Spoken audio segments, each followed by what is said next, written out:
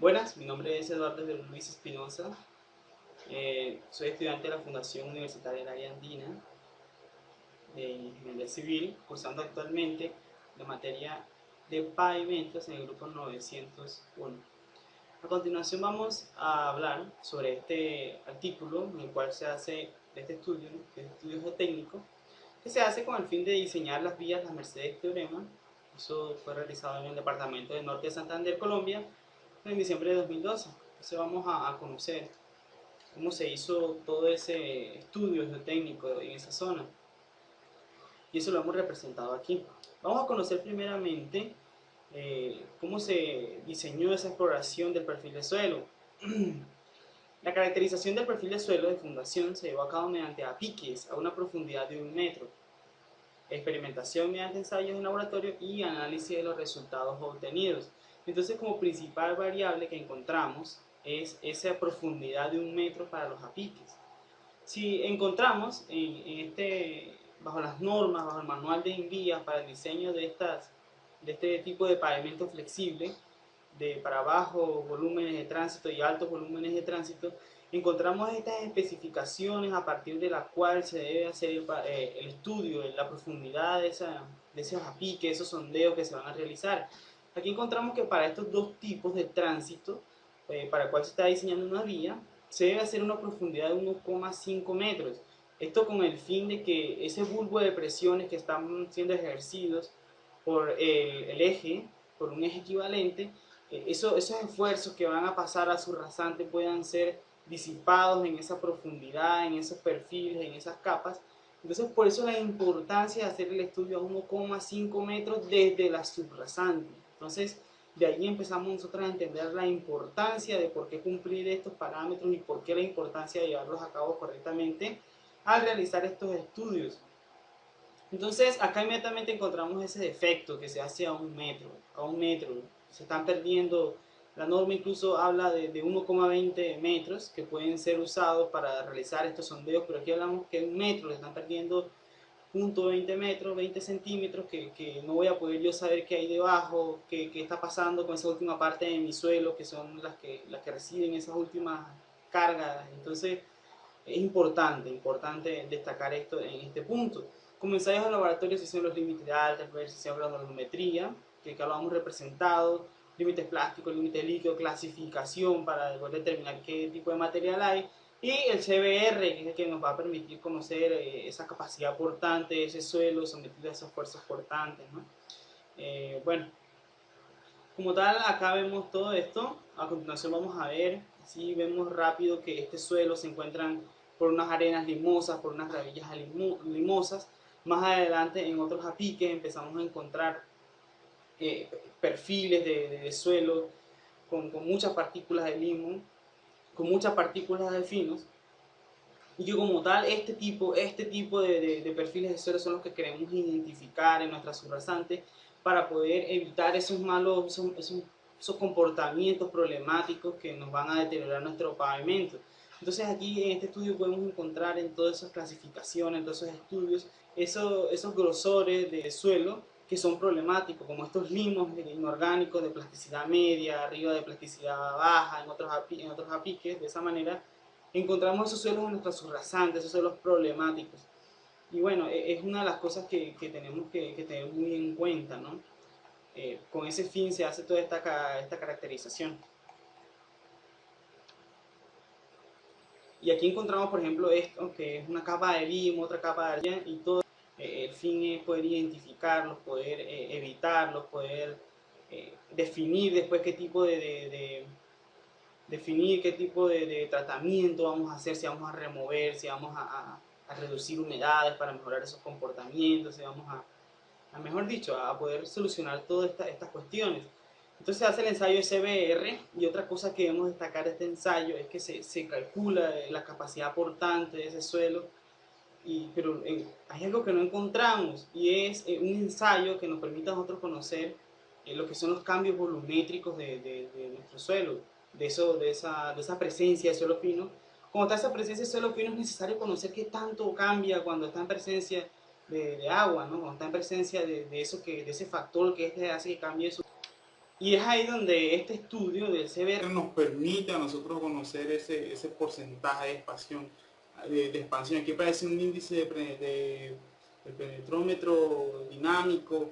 Y bueno, aquí encontramos eso, pero por ninguna parte encontramos nosotros esa variación volumétrica que tanto puede cambiar ese suelo a medida que se le va echando agua, de que él va recibiendo agua, de que le llueve, de que el agua no puede salir. Entonces eso no lo encontramos en el estudio y es una de las cosas más importantes que es identificarse.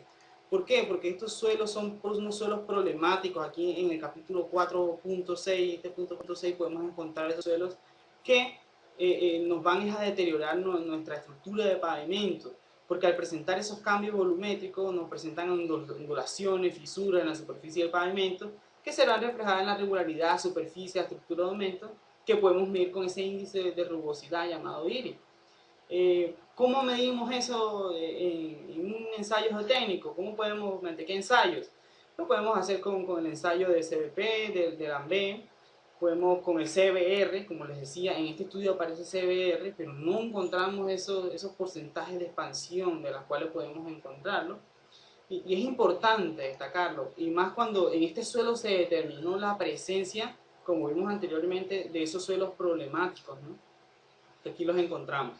Entonces, importantísimo hacer de esa manera las cuestiones así y poder lograr identificar estas cuestiones que al fin de cuentas van a ser perjudiciales para nuestro pavimento.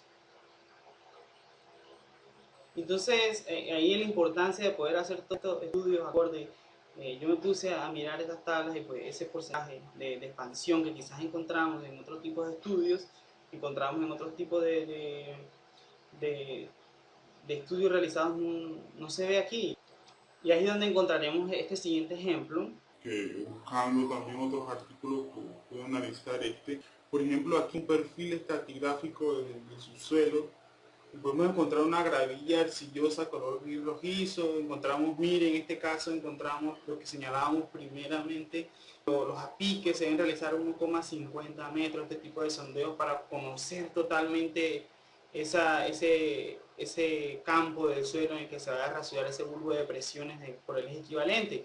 Y aquí encontramos inmediatamente este este estudio, y empieza a aparecer el CBR, encontramos entonces esos porcentajes, ¿no? de cambio volumétrico que podemos encontrar en un suelo.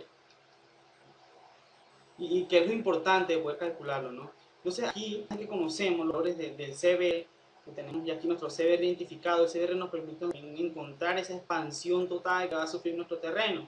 En este caso, como es una grava, un perfil con grava, los materiales granulométricos no presentan ese tipo de expansión en presencia de esa humedad, de esa agua que pueda cambiar ese estado del suelo.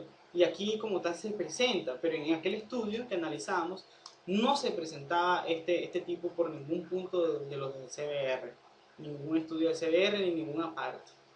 En recomendaciones, que es la parte quizás más importante, aquí como recomiendan que se retire esos suelos, identifican esos suelos malos, sí, y es que esos suelos malos se pueden identificar. Los suelos finos van a tener esos comportamientos, no todos, pero sí van a tener ese comportamiento la mayoría de cambios volumétricos que van a dañar nuestra estructura de pavimento, que van a deteriorarla, ¿no?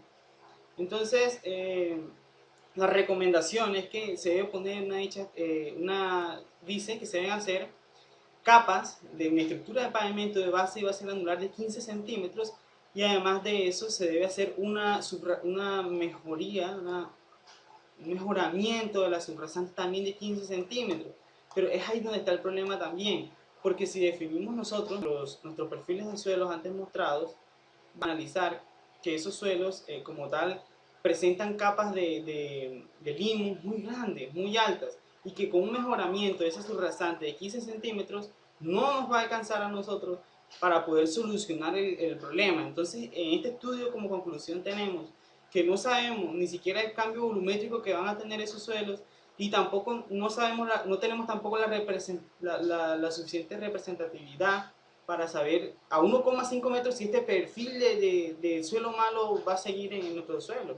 Entonces, por eso es la importancia de hacer un estudio correcto, un estudio adecuado en el que se presenten todas estas cosas, y que por sobre todo Si el ingeniero se encuentra delante de un estudio de esto, puede identificar qué variables le van a perjudicar en el diseño de esa subrasante, decidir qué va a cambiar, decidir si va a mejorarla, con cal, con cemento, si va a hacer un reemplazo total del suelo, si va a quitar esta capa de arcilla, etcétera. Entonces de ahí la importancia de poder hacer las cosas bien y que sobre todo el ingeniero que está diseñando esas estructuras de pavimento, que va a hacer ese mejoramiento de la subrasante, que hace el estudio de subrasante, lo puede hacer de manera adecuada, con unos estudios representativos, con unos estudios que puedan darle la herramienta suficiente para diseñar una buena estructura de pavimento que está basada en un buen, correcto comportamiento de la subrasante. Entonces, como tal, finalizo así de rapidez este estudio que me encontré y bueno, ahí están destacadas una de las cosas que pude aprender en mi curso de pavimentos y bueno, espero que haya quedado de la mejor manera posible, lo mayor claro posible. Muchas gracias.